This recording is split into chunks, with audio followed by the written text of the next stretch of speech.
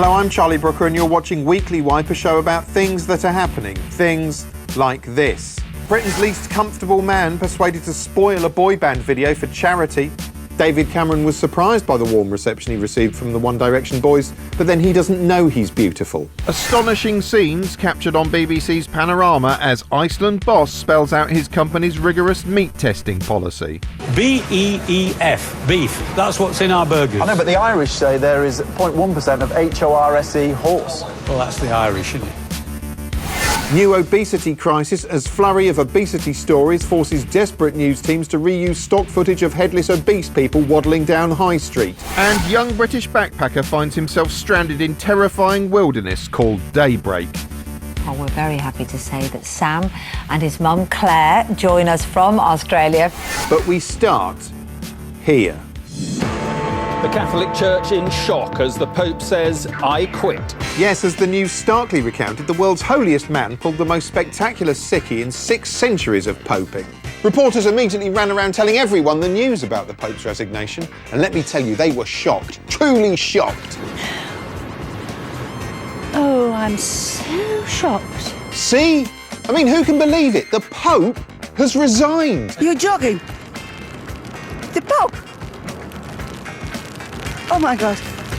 As you could see from the wealth of illuminating coverage, papal traditions include being carted around in a perspex box, repeated holy arm waving, posing for merchandise, appearing on Jules Holland's Hootenanny, and of course, as bizarrely captured on Vatican television, watching a troop of butch young men slowly peeling their clothes off before acrobatically forming a big fleshy tower, while impressed nuns look on, trying not to drool themselves unconscious. But now he'd had enough and announced his departure in thrilling scenes disguised as boring ones. Well, I hope God's going to give him a good reference for his next job. Still, at least Benedict was polite enough to resign. The last pope just stopped showing up to work. We also got unbiased opinion on how good a pope he was from professional pope-likers. Pope Benedict, a man of wisdom. Now, there's no such thing, there's no such thing as instant coffee. There's no such thing as instant wisdom. Yeah, well, 1, there is such a thing as instant coffee, and 2, see point 1. Anyway, now the Pope had poped off, the news was concerned with who was next. Pope Benedict was old when he got the job, which was a mistake, really. The priggish papists picked a peaky pope as pontiff. Now a proper perky pontiff must the priggish papists pick. The news began excitedly profiling the youthful new candidates in scenes which resembled the selection screen in an ecclesiastical beat-em-up. He could be up against Peter Turkson. Peter Turkson wins! Or a rundown of the competitors in the over-75s category on X Factor. I'm not sure what kind of pope to vote for, really. A hardline one or a very hardline one? That's assuming they have to do it alone. Maybe Louis Walsh will come in and get them to form a group. And excitingly, there was also the possibility of a black pope. Black Pope sounds like a new Quentin Tarantino movie, really. I mean, I guess you could say it'd be a dark reboot for the Pope franchise, if you were racist. Anyway, seems we'll have to wait until March to find out who exactly is going to play Pope Man in Pope Man Returns. He regenerates like Doctor Who, and you can tell when it's happened because all this white smoke goes off, and he comes out with a new head on. He does. The Pope does that. You're joking? The Pope? Oh my God. You know what it's like when something you've already seen gets snapped up by Hollywood and they redo it with a huge budget and make it more bombastic and violent and kind of crowd-pleasing?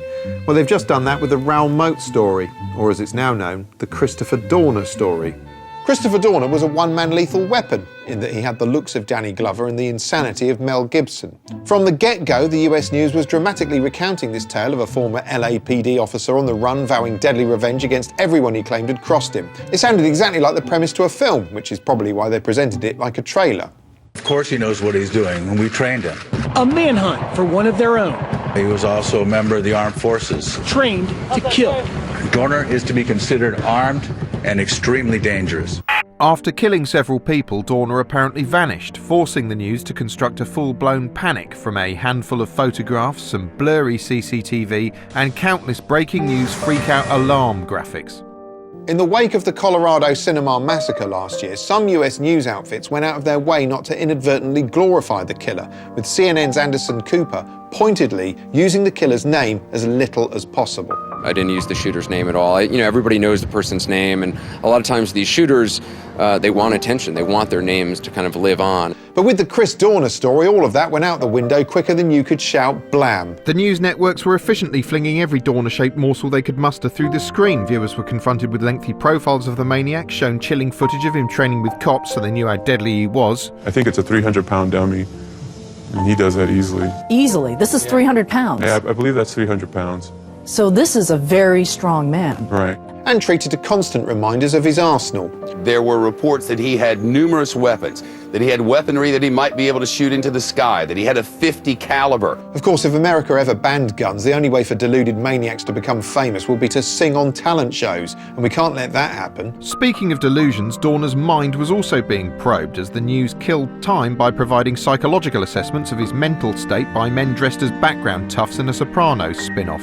He is a classic A1 narcissist, a narcissistic personality disorder. Wow, he sounds like exactly the sort of person who'd love all this coverage. Dr. Lippman, fascinating discussion. Thank you so much. And a good interview. Thanks, Jamie. Oh, thanks. Appreciate that. Oh, tell me, what are you up to after the rampage? The news was also busily poring over Dorner's bizarre manifesto, a document Fox zhuzhed up by reading out alarming extracts in the most dramatic fashion possible. This is my last resort. The LAPD has suppressed the truth, and it has now led to deadly consequences. The level of violence will be high. As well as the more rambling passages where he listed celebrities he liked and praised Michelle Obama's new fringe. Off the record, I love your new bangs, Mrs. Obama. As well as haircuts, he also praised prominent left-wingers like Mia Farrow and Hillary Clinton. Dorner's admiration for left-wingers like Hillary annoyed whining Fox News spluttercock Sean Hannity, who galloped on air to point the finger at liberal hypocrites. Those on the left are dismissing the notion that his shooting rampage had anything to do with his political ideology. Hannity went on to deliberately not play the blame game, but somehow still enter it and lose. Just because this guy liked left-wingers, I don't blame him. I blame them. Mm-hmm. You mean you blame him, not them? I blame him. Yes, I do not blame them. Yeah. In the Raoul Moat story, Gaza famously turned up offering to help out with a roast chicken and a fishing rod. In the Chris Dorner story, Gaza was played by Charlie Sheen, who recorded a surprising online video in which he reached out to the troubled gunman. Christopher Dorner, this is Charlie Sheen. You mentioned me in your manifesto, so thank you for your kind words. I am urging you to call me. Let's figure out together how to end this thing. Yeah, we should work out how to end this thing, because if you ask me, this third act, it's kind of depressing, Chris. Of course, in the end, the third act panned out like any modern blockbuster. There was speeding cars, more guns, some unnecessary CGI, and a violent siege finale. Then, as the vulture cam circled on all news networks, the police set fire to the cabin and Christopher Dorner perished inside. An explosive climax, you'd have thought, straight out of a Hollywood movie. But of course, this kind of thing has become so repetitive in the US now, it's a movie everyone's seen before about 100 times. And so it came to pass that as Christopher Dorner's corpse burned to carbon on live television, an unimpressed Bill O'Reilly threw languidly to a break. We believe that if the Associated Press is correct, that this guy is toast, all right? He's either probably dead, either by suicide or the police got him. But we will keep you posted. We will be back in a moment. There was this programme called Wonderful Life that was about how science did all the life. It was like this holiday thing where Mark Owen, out of Take That, goes around the world and looks at things like he's on an album cover or one of his unpopular solo projects. And it's all a lovely holiday, but then something goes wrong. You notice he's on his own and he looks like he's thinking and you're like, oh, this is trouble. You know, it can spin you out being alone in a strange place. And sure enough, he starts saying all this moody stuff. What is it that makes something alive? What is the difference between the living and the dead? What is life? When my friend Paul went to Thailand, he had a bad pill and ended up crying and trying to run into the sea for 3 weeks. And this is just like that. It's like he's had a bad pill. He walks around all night through a sort of burning graveyard until he starts sounding all stoned and depressed. It's hard to accept that when you die, you will just stop existing and that you are your life. The essence of you is just really something that emerges from an inanimate bag of stuff. That's when his mind totally snaps and he spends the rest of his holiday spiralling out of control. He starts building all these weird machines out of bottles and stuff. Actually works. The stuff he says gets madder and madder until you're like, someone's got to step in and get this bloke some help. It's not right. It's just exploitation filming him like this. The chicken is radiating disorder out into the wider universe. And it's sad because he really wants you to understand what he's on about, because he doesn't know it's pointless. Then he starts peaking and has all these crazy man visions where he sees like the whole galaxy in his head, and he describes all this hippie stuff. Just by being alive, we too are part of the process of energy transformation that drives the evolution of the universe. And then he looks calm and you realise he thinks he's found the meaning of life. And so even though he's past help, you think, fair enough, mate, good for you. Enjoy the rest of your holiday. Try not to run into the sea.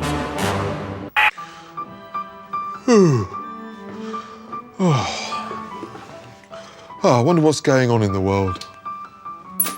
Well, our main story this morning is that at least one meteor has come down in central London, injuring more than 500 people. Oh, Christ! Oh, my God!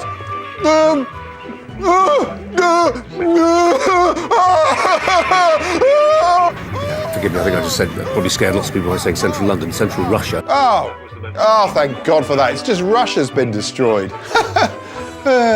Yes, in a series of jaw-dropping, not to mention pants-browning images, it transpired Great God Almighty had tossed a gigantic rock at the Earth in scenes which occasionally resembled a celestial game of Angry Birds. It was brilliant fodder for rolling news channels, which have been in training for the end of the world for ages, and now had a good dry run of exactly what it will look like. The blast blew out windows, rocked offices, disrupted otherwise charming school lessons, and injured hundreds, but most importantly, looked amazing on telly. Giving the meteor story extra teeth, a massive asteroid was also headed for our fragile Earth bauble, and the scientists who were promising it wouldn't hit us were exactly the same ones who hadn't seen the Russian meteor coming. As the death rock approached, the One Show put a jaunty collision clock on screen so you could count down the seconds until the misery of watching the One Show would be blissfully extinguished by the absolute destruction of all life on Earth. 3, 2, 1. F***ing life continues. In the event, the near miss itself looked painfully boring compared to the Michael Bay extravaganza in the Urals, and generated images which looked more like the 70s video game version of asteroids. Incidentally, guess who's got the highest score of all time on asteroids? That's right, the Pope. You're jogging? The Pope? Oh my God. This is a poem about asteroids. An asteroid was heading to Earth. The planet and all the Earthlings would be wiped out if it hit. Obama, Bolt, and Her Royal Highness the Queen hired a meeting room above a pub, and after some banter, they hatched a plan. The Chinese would build a massive net out of African minerals, Russian timber and Indian rope, and then God himself would then swing out and catch the asteroid in the net, and the French would eat it. Everyone on the planet who had access to a telly and an interest in current affairs tuned in to watch their press conference, during which the asteroid actually hit, and everyone apart from some Eskimos was wiped out. Over the coming weeks, that particular telecast was all the Eskimos spoke about as they fished for seals and drank heavily. Chilling. You know who always comes across well? People in reality shows. And I'll tell you who agrees with that statement. Drunk US comedian Doug Stanhope.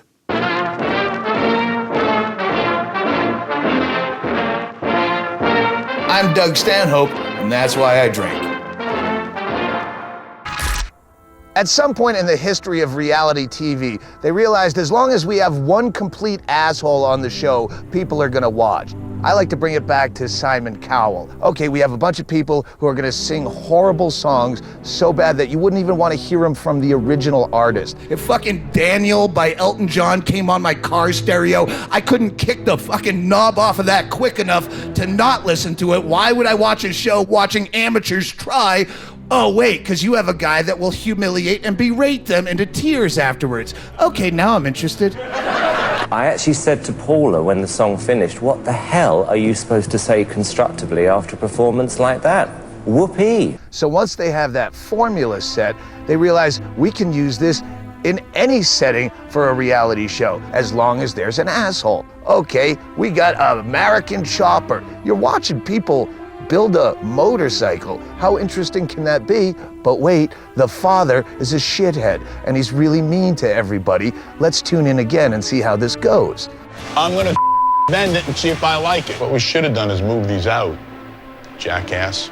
When you watch reality shows, ask yourself, would I watch this in real life? Would I actually go to a pawn shop? Stand around waiting for someone to cash in their valuables to pay their fucking cable bill or buy more fucking rock? No. But you would if you had added an imbecile like this fucking guy. I just need $150, that's it. Nothing. You can't do nothing. Nothing. Like, there's so many of them, they have to have depleted the supply of dicks on the planet. Like, a lot of the shows don't even have really good, strong dicks. People aren't dicky enough. You have to settle for a curmudgeon or a nitpicker. Storage Wars is a show where they bid on abandoned storage units. Their dick is a guy that outbids all the other people and jack up the price. And his signature dick move is when he bids, he'll go, yeah! All right, if you're ready to go, I'm ready to go. I'm gonna be going 19 by 20 unit, $500. You give me 7.5 there. Yeah. I got for 5. What am I thinking? 600. 700. 1,000. 11. 13. That's all you got in this market? You need to go to dick school, my friend. You could take dick lessons from John Taffer of Bar Rescue. He's probably the biggest dick in American reality TV. Not only is his show a weak carbon copy of Kitchen Nightmares, who had an exemplary dick in Gordon Ramsay, he doesn't even know how to be a dick. All he knows is he has to be a dick, so he's just a dick all the time. How dare you pick up raw chicken and then pick up cheese with your hand, pick up spices with your hand. Shame on you. Shut it down. Nobody eats. He's even an asshole when he's doing commentary, talking to the camera. He can't even turn it on. If these people don't shape up, I'll fire every one of them. I can't contain myself. I had to go in right then and there and stop it. Billy's not a great employee. He's a lazy slob. Why are you yelling at me, John? Don't rope me into this. I'm just a guy on my couch. Yell at those people. They're getting paid. All these shows have created a culture where people now want to be dicks. Kids are looking up at the TV going, I hope I can be that big of a dick someday. I don't have to go to acting school. I don't have to train and learn an instrument. I just have to be a really good fucking asshole. I want to be an asshole like that guy. Fuck Gary Oldman. That guy has to do work. This guy's on everything, and he's just a jerk off.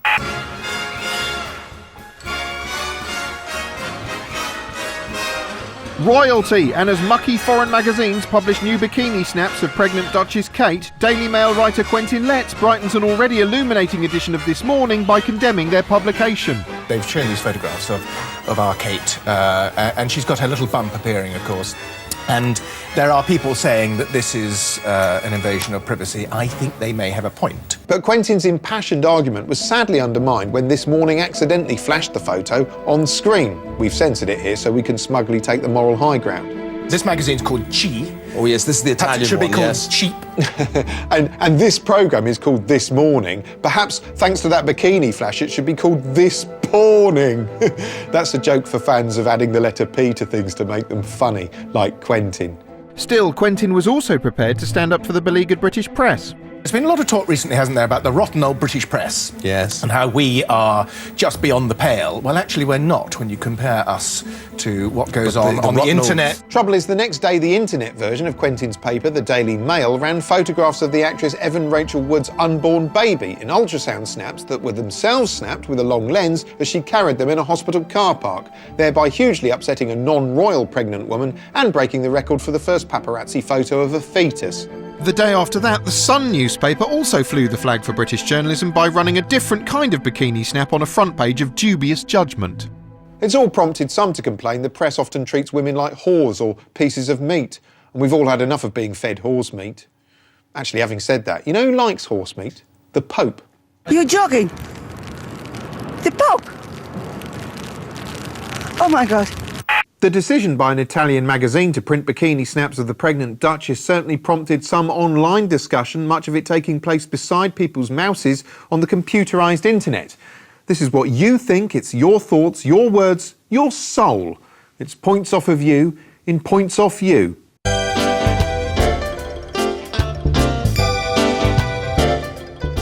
printing pictures of pregnant women is impertinent, particularly when the woman involved is a royal, as Henry visited the Mail Online to say, "She is the Queen's daughter. Have some respect for her."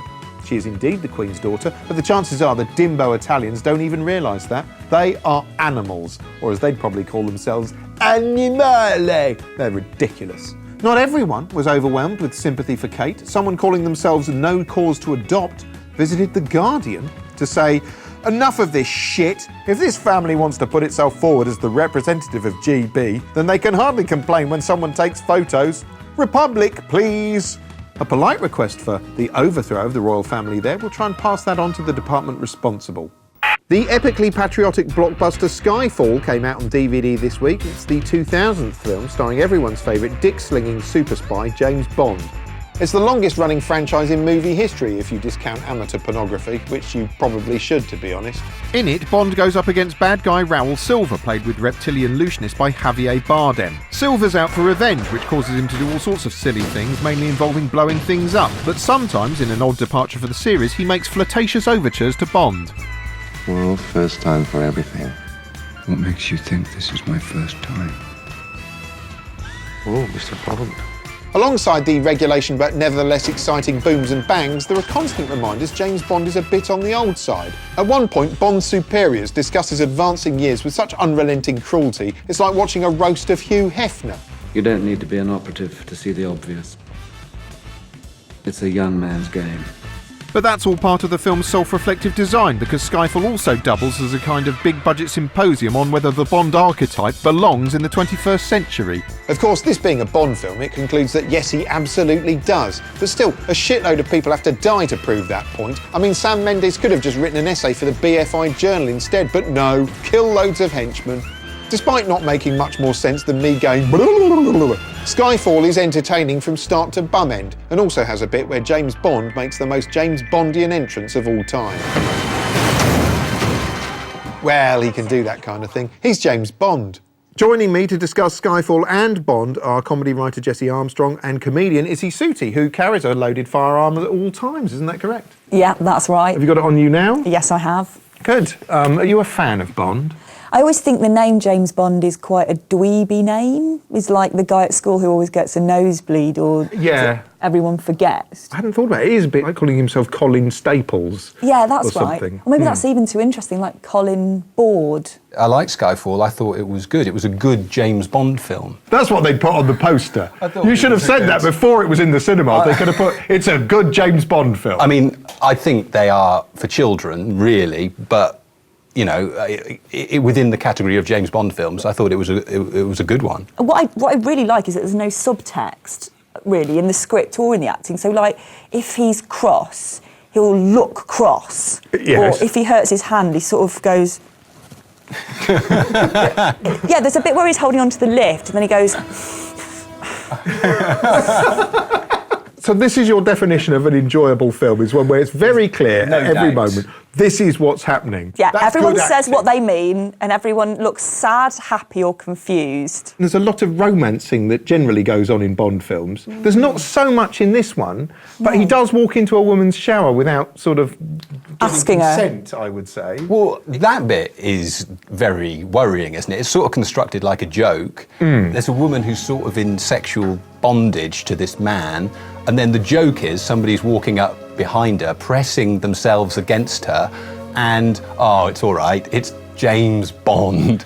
There would be a very different tone to those scenes if you could see James Bond's erection. Don't you think? Like, if you could see that he was walking into the shower with an erection, which he presumably is, it would really colour it in a different way. Or if he didn't have a full erection in these... Well, he had half an erection. He was just tired, so he had to sort of do a bit of the work on the way in. Well, clearly, James Bond is a dick, isn't he? He just strikes me as the sort of person, if you would meet him at a barbecue and you'd be looking at his enormous watch, looking over your shoulder in Surrey, kind of just trying to move on and go home and read his car magazine. I think he's just a wanker. I can't imagine him making small talk at a barbecue at all. Yeah, I don't think he'd invest in a conversation for very long. You probably wouldn't get to find out about his politics. No. You just want to look at the meat cooking.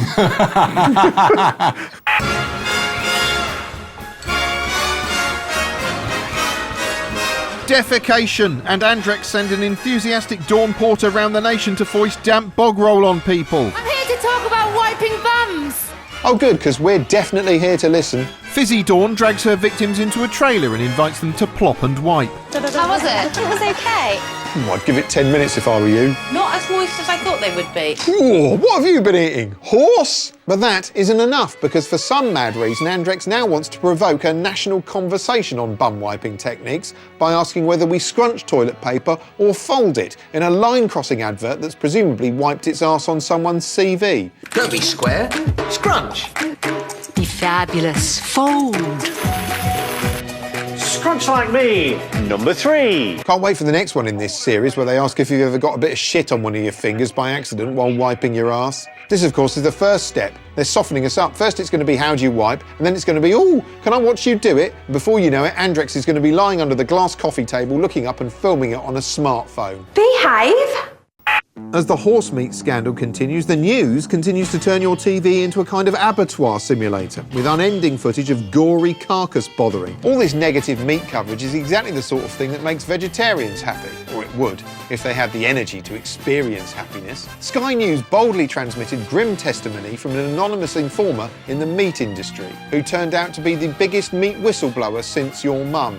Horse meat is showing up literally everywhere. Why, as this grimly upsetting public health advert apparently shows, you can't even pop out for a crafty fag without finding horse meat in your cigarette. Ooh. Question is, where's it all coming from? In an exciting development, the horse meat scandal morphed into the international horse meat scandal, as reporters fearlessly pursued the trail of edible hooves across the globe. Turns out our food is locally sourced, but only in galactic terms. Journalists touched down in France, Luxembourg and eventually in Romania, which was accused of slipping horse into the mince supply. Any attempt to get our cameras into abattoirs or meat processing factories here in Romania has been met with the same answer, no. There was a vague implication in the reports that Romania is a faintly suspicious medieval hamlet where horses are used as machinery. Of course, it didn't help that when the news came a-knocking, the Romanian abattoir industry managed to dig up the least convincing representative imaginable, a man sitting smoking in a lair-like office with a floor littered with an unsettling array of animal skulls. First, the slaughterhouse sale horse meat, the end by beef meat. But no sooner had the news landed in foreign land than food cops in the UK began investigating meat plants back home, reining the horse meat story in and proving it's not all about Johnny Foreigner. They raided premises in Yorkshire, London and Wales where the news made clear everyday activity had been taking place up to the last moment. He also insisted the plant was still operational and they were boning horse meat today. Well, I guess it is pretty lonely down the meat plant. As more and more foodstuffs are implicated in the scandal, it's clear horse meat isn't going to go away anytime soon. Actually, interesting fact, you know who's launching his own range of Vatican burgers? The Pope. You're jogging. The Pope. Oh my God. Yes, well, that's all we've got time for this week. Until next time, go away.